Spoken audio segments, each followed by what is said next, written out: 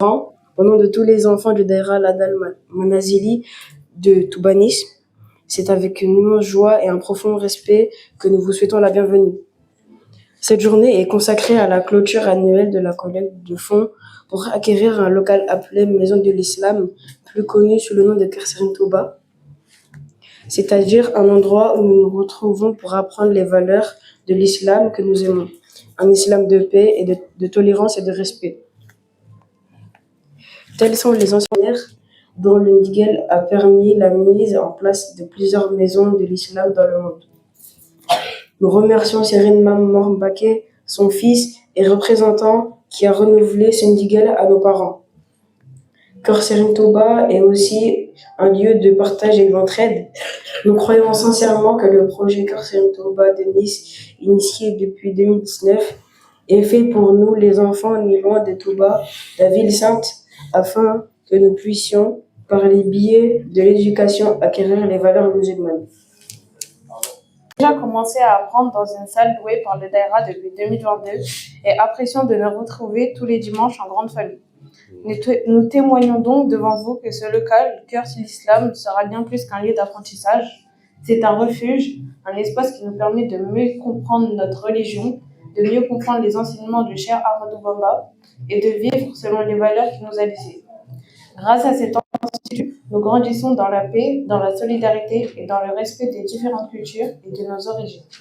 Il nous protège des influences extérieures qui nous parlent parfois d'un islam différent, car ici nous vivons l'islam pacifique et authentique que nos parents pratiquent et nous ont transmis. Un islam fondé sur le tawhid, la sunna, la fraternité, l'amour du prochain et la tolérance. C'est pourquoi nous adressons un grand merci à nos parents qui ont suivi la recommandation de Serine Murtada. Leur foi, leur persévérance et leur attachement à cette voie nous permettent aujourd'hui de bénéficier de tous ces bienfaits. Sans eux, rien de cela ne serait possible. Nous comptons sur vous tous pour réaliser ce projet dans un avenir proche, car nous sommes convaincus que sa réalisation est une fierté pour l'islam en général, mais surtout pour nous, les enfants d'immigrés. Que Dieu le miséricordieux vous bénisse abondamment, qu'il guide également nous tous, parents, frères et sœurs, cousins et cousines, oncles et tantes, grand-mères et grands-pères, et qu'il nous donne la santé, l'intelligence, la force et l'argent nécessaires pour continuer à œuvrer pour la paix. Dieu. Les grandes et les petites, qui sont nécessaires ou obligatoires pour pratiquer certains actes religieux comme la prière, la lecture du Coran et bien d'autres encore. Les ablutions se réalisent avec de l'eau pure, c'est-à-dire sans goût, sans odeur ni couleur. Pour faire les ablutions, on procède aux différentes étapes successives. On débute par dire Bismillah, on se lave les mains 3 fois, on fait la bouche 3 fois, on fait le nez 3 fois et le visage 3 fois. On formule l'intention dans sa tête avec la sincérité du cœur.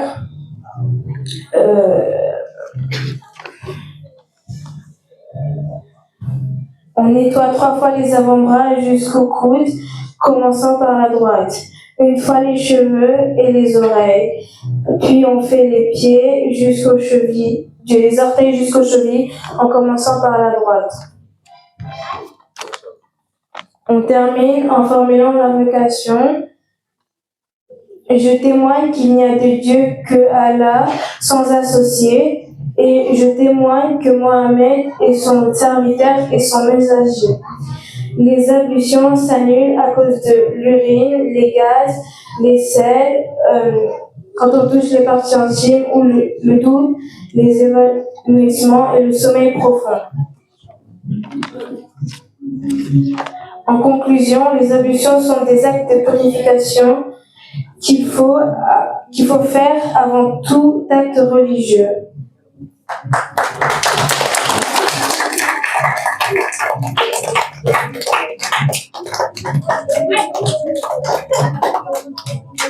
Merci Somalia, merci Mohamed. Donc, Je vais voir si vous avez écouté, vous autres là, parce qu'on va faire un quiz juste après. Mais les principaux, c'est cela. La réponse était donc que le Coran n'est pas le seul livre qui a été révélé. Il y a d'autres prophètes qui sont venus, qui ont été envoyés par Dieu, avec un livre envers d'autres peuples. D'accord? C'est bon pour tout le monde? Oui?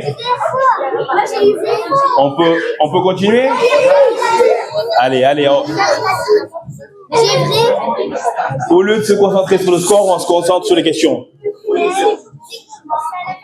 Alors, le jour du jugement, tout le monde dort. Les gens seront jugés selon leurs actes. Il n'existe pas où le jour du jugement, on retourne à l'école. Qu'est-ce qui se passe le jour du jugement?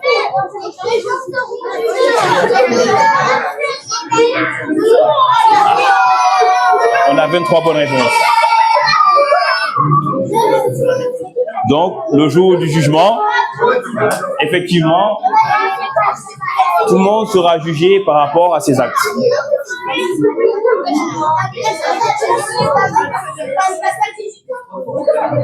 Allez, on se concentre. Combien de prophètes y a-t-il au total? 5, 50, 124 000, 1000. Mohamed, oui. Les filles?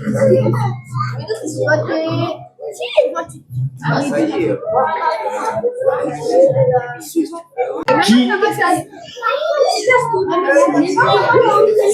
Les filles. Donc, sur les 5 grands prophètes, on écoute les enfants, sur les 5 grands prophètes. Donc là, il y en a un qui a été mentionné. Bonne réponse, c'était bien Ibrahim. Donc il en reste 4 autres. Est-ce que quelqu'un est capable de me donner donc leur prénom? Vas-y, allez. Ouais. Ouais. On avait Abraham déjà. Oui. Ça, on l'a dit, Ibrahim. Moussa, oui. C'est bien. Bravo les enfants. On continue? Allez, on se concentre. Alors, que signifie le destin? Rien n'est écrit. Dieu ne sait pas ce qui va arriver.